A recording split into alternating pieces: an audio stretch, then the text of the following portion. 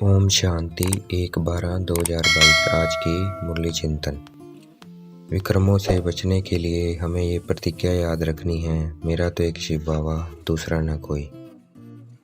माया हमें देहभान में लाकर उल्टा कर्म कराएगी, परंतु शिव बाबा हमारा उस्ताद है, तो उसे याद कर हमें माया से पूरी युद्ध करनी है और उसको हराना है। हमने बाप को जानकर भविष्य नई दुनिया में उच्च पोजीशन पाने के लिए अपनी तकदीर जगा ली है। हमें बाप को याद कर पवित्र दुनिया की राजाई पानी है, अर्थात मालिक बनना है और कोई उपाय नहीं है। हमें सर्विस करनी है, युक्ति से दूसरों को समझाना है, बहुत खबरदार रहना है। हमें याद का चार्ट भी रखना है, फिर हम उन्नति को पाते जाएंगे। योगेश्वर बाप हमें राजयोग सिखाने आए हैं, इस योग से ही हम विक्रमाजीत बन भविष्य में विश्व महाराजा महारानी बनेंगे। हठ योग बहुत प्रकार के हैं, एक है जिस्मानी हठ योग, एक है तत्व योग ब्रह्म योग जो सन्यासी सिखलाते हैं, परंतु ये रियानी योग है, रूहानी योग है, जो परमपिता परमात्मा हमें वही कल्प पहले वाला राजयोग सिखला रहे हैं। मैं कल्प पहले वाला राजयोग सिखला, ये बात सिर्फ एक परमपिता परमात्मा ही कहते हैं, कोई हठ योगी सन्यासी ये बात नहीं कह सकता। श्री कृष्ण योगेश्वर नहीं है, वह सतयुग का फर्स्ट प्रिंस है, वहाँ योग की बात नहीं है, जरूरत ही नहीं है।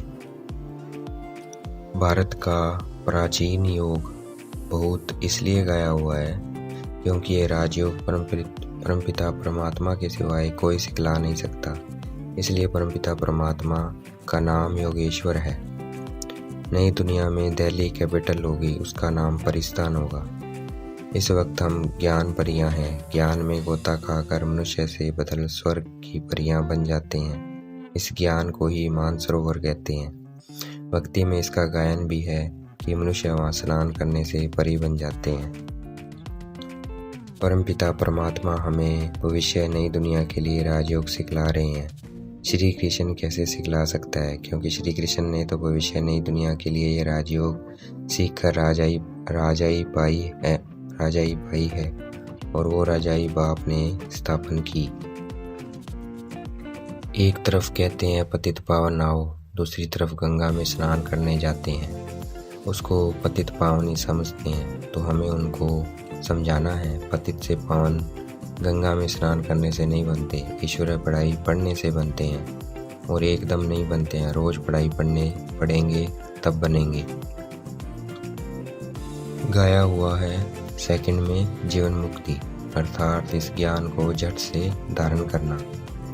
मिसाल एक का दिया जाता है, एक द्रौपदी की बात नहीं है। शिव बाबा स्त्री पुरुष दोनों को पतित होने से बचाते हैं। इस वक्त हम जो करते हैं उसका एक्यूरेट यादगार भक्ति में बनता है। शिव बाबा का बहुत बड़ा मंदिर बनता है और हम बच्चों का दिलवाड़ा मंदिर है, क्योंकि इस वक्त शिव बाबा और हम उनके ब्राह्मण बच्चे सर्विस करते हैं, उनका नामाचार निकलता है।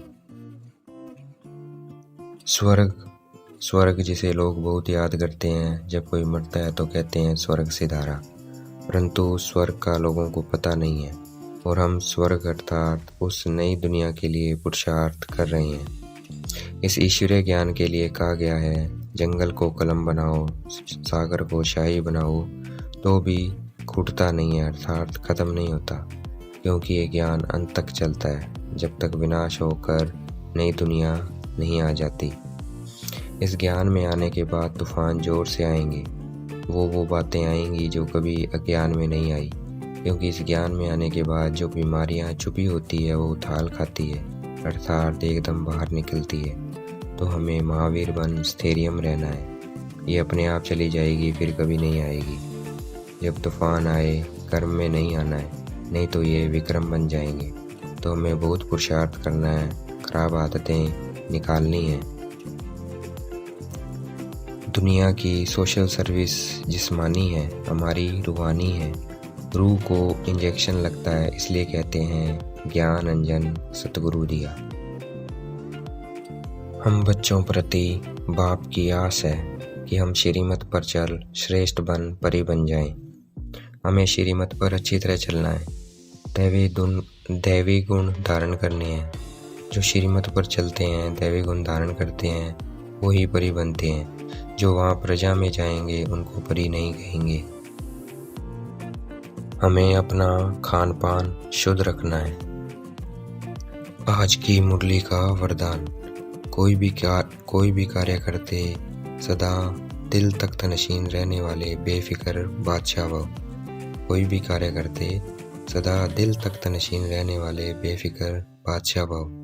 आज की मुरली का स्लोगन, नंबर आगे लेना है तो स्नेह और सहयोग के साथ शक्ति रूप धारण करो।